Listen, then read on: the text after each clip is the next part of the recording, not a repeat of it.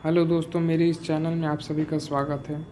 आज हम देखेंगे कि व्यक्ति की कर दायित्व की गणना कैसे की जाती है।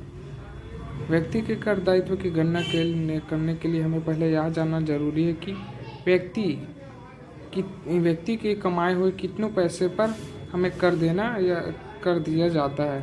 तो पहले, यदि व्यक्ति एक वर्ष में 2.5 लाख रुपए तक कमाता है तो उस पर 1 रुपये का भी कर योग्य नहीं होगा, क्योंकि 2.5 लाख तक का सरकारी छूट दिया जाता है। यदि 2.5 लाख से यदि व्यक्ति एक भी रुपये अगर ऊपर की कमाई करता है तो उस पर हमें टैक्स देना जरूरी है। इसी आधार पर से इस क्वेश्चन में यहाँ देखते हैं कि 60 वर्ष से कम आयु के पुरुष या महिला करदाता की दशा में यदि वह 2.5 लाख रुपए तक कमाता है तो उसे 5 मतलब कि शून्य टैक्स लगेगा। यदि वह 2.5 लाख रुपए का छोड़कर और 2.5 लाख रुपए का कमाता है तो उसे 5% टैक्स देना होगा। और उस 5% को छोड़कर और अगर यदि वो 5 लाख तक कमाता है तो उसे 20% टैक्स देना होगा। यदि 10 लाख तक से अधिक आय पर कमाता है तो उसे मैक्सिमम 30% कर देना पड़ेगा। ये तो हो गई 60 वर्ष की आयु के नीचे वाले की। अब देखेंगे यदि 60 वर्ष से 80 वर्ष की आयु में यदि कोई पुरुष या महिला करदाता की दशा में है तो उसे 3 लाख तक का छूट दिया जाने। यानी तो बोले तो यदि एक व्यक्ति एक साल में 3 लाख रुपए तक की आय अगर प्राप्त करता है तो उसे शून्य की टैक्स लगेगा, यानी कि 1 भी रुपये की पूरा कर मुक्त होगा। उन्हें कोई टैक्स देने की ज़रूरत नहीं। यदि 3 लाख रुपए से अधिक की राशि कमाते तो अधिक की राशि पर उसे टैक्स देना जरूरी है। 60 से 80 वर्ग वाले बीच आयु की व्यक्ति को यहाँ 3 लाख तक का छूट दिया जाएगा। जैसे देख सकते हैं 3 लाख तक के देने पर 3 लाख कमाने पर उन्हें शून्य और 2 लाख एक्स्ट्रा मतलब 5 लाख टोटल होने पर 3 लाख का छूट दिया जाएगा। बाकी 2 लाख का 5% टैक्स लगेगा। और अधिक 5 लाख कमाने पर उसे 20% का टैक्स लगेगा। और यदि उससे अधिक और कमाता है इसे भी समझते हैं उसी प्रकार। यदि भारत में निवासी विशिष्ट वरिष्ठ नागरिक यदि 80 वर्ष से अधिक आयु के पुरुष या महिला करदाता की दशा में, इसमें देखा जा सकता है कि 80 वर्ष से अधिक आयु की व्यक्ति को यदि 5 लाख वर्ष भर में 5 लाख तक की आय प्राप्त करता है तो उसे 5 लाख तक की आय पर 1 भी रुपये का टैक्स नहीं देना पड़ेगा। और यदि 5 लाख से ऊपर और पैसा कमाता है तो डायरेक्टली उसे 20% देना पड़ेगा। यदि 10 लाख से अधिक क्या कमाता है या प्राप्त करता है तो उसे 30% तक की टैक्स देना पड़ेगा। इसमें दिए गए जैसे उपयुक्त 3 दशाओं में एबीसी में किसी भी स्थिति के करदाताओं की दशा में 3 श्रेणी में दिए गए प्रतिशत 5, 20 एवं 30% से गणना की गई कर की रकम का योग कर लिया जाएगा। यह कर योग्य कर की कुल रकम हो। जैसे इस क्वेश्चन में हम समझ सकते हैं, निम्नलिखित विवरण के आधार पर मिस्टर राहुल के कर निर्धारण वर्ष 2025-26 के लिए कर दायित्व की गणना कीजिए। जिसमें दिया है कृषि आय 86,000 रुपये है और रबड़ के निर्माण से आय जो 6,44,000 है। रबड़ के निर्माण से जो गैर कृषि आय मतलब कृषि से संबंधित नहीं है तो कुछ इस प्रकार से बनेगा। देख लीजिए, मिस्टर राहुल के कर दायित्व की गणना कर निर्धारण वर्ष 2025-26 के लिए इस तरह का आप फॉर्मेट बना लीजिएगा जिसमें विवरण और राशि का कॉलम होगा। तो यहाँ देखते हैं कि कृषि आय 86,000 और गैर कृषि आय 6,44,000 है। टोटल करने पर 7,30,000 होगा जो सकल आय होगा। हर क्वेश्चन में ऐसे ही बनेगा। जैसे इस ध्यान से देखिएगा, स्किप कीजिएगा तो समझ नहीं आएगा, इसलिए आप ध्यान से देखिएगा। सकल आय निकालने के बाद कृषि आय और गैर कृषि आय को जोड़ने पर हम सकल आय प्राप्त होता है और इसी आय पर हमें टैक्स देना पड़ता है। तो हम देख लेते हैं कर योग्य आय राशि। यहाँ पर देख लीजिए कि व्यक्ति को 7,30,000 रुपये एक वर्ष में प्राप्त हुए हैं।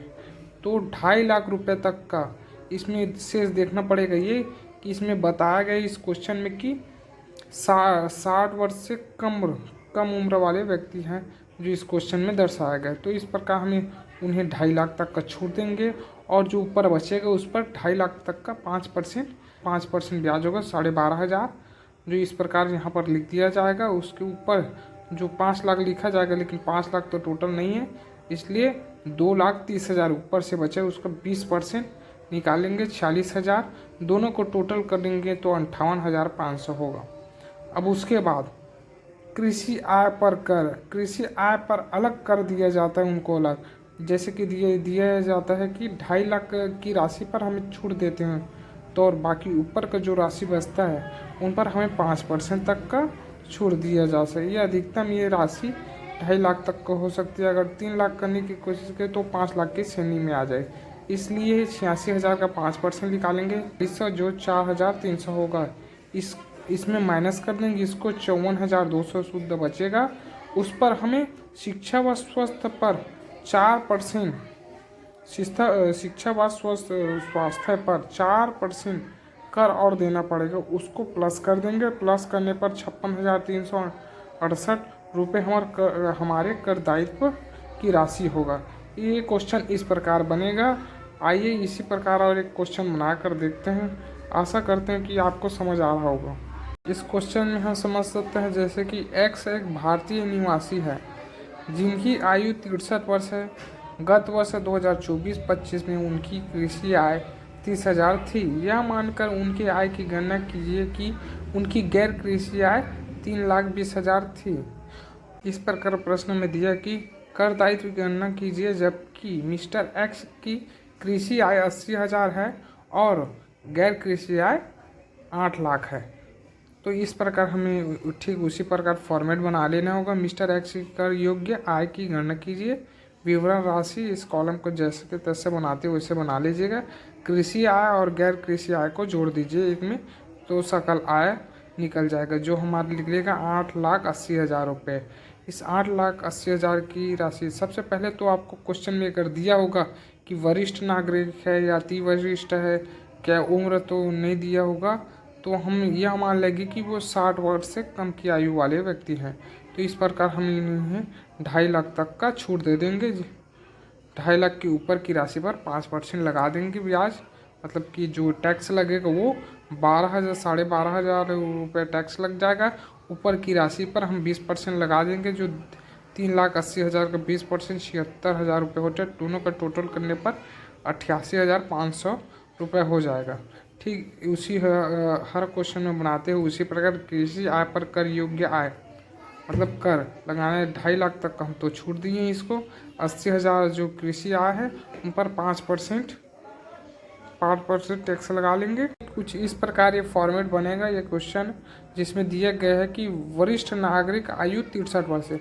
मैंने बताया था दोस्तों कि 60 वर्ष से 80 वर्ष के बीच में जो आयु वाले व्यक्ति होंगे उन्हें हम 3 लाख तक की छूट देंगे। तो जैसे देख सकते हैं सबसे पहले फॉर्मेट तो इसी प्रकार से बना लीजिएगा कि वरिष्ठ नागरिक की आयु 63 वर्ष की कर दायित्व की गणना कर निर्धारण वर्ष 2024-25 के लिए विवरण राशि कृषि आय 30,000 है, जो गैर कृषि आय 3,20,000, दोनों को टोटल करने पर 3,50,000 सकल आय होगा।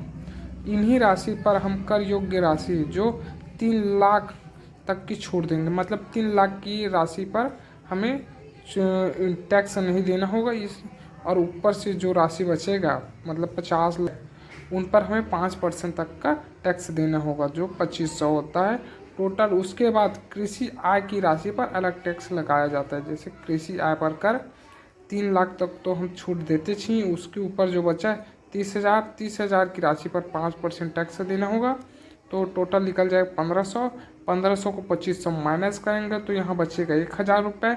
उस 1,000 की राशि को शिक्षा व स्वास्थ्य 4% पर हमें और ऐड करना पड़ेगा, लेकिन यहाँ 1,000 अगर और ऐड कर देंगे तो इसमें तो हो जाएगा 40 रुपये, मतलब कि 1,000 है मिनिमम, तो इसमें हम जोड़ नहीं सकते क्योंकि मिनिमम इसमें 5,000 होना चाहिए उसके ऊपर, तभी हम शिक्षा या स्वास्थ्य 4% लागू कर सकते हैं।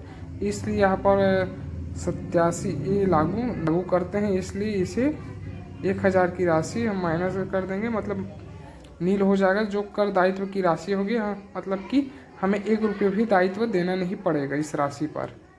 तो इस क्वेश्चन को इसी प्रकार बनाते हैं। आइए एक और क्वेश्चन बना कर देखते हैं। आशा करते हैं आपको कि समझ आ रहा होगा।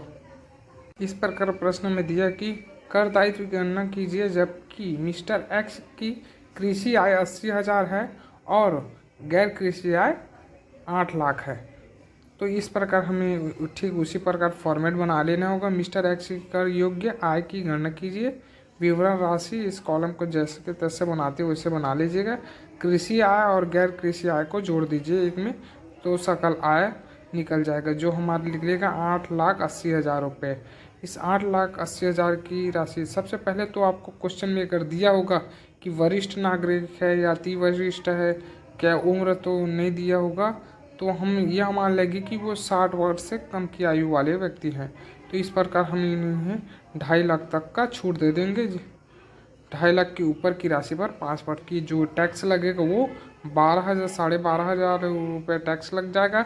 ऊपर की राशि पर हम 20% लगा देंगे, जो 3,80,000 का 20% 76,000 रुपये होते हैं। दोनों का टोटल करने पर 88,500 रुपये हो जाएगा।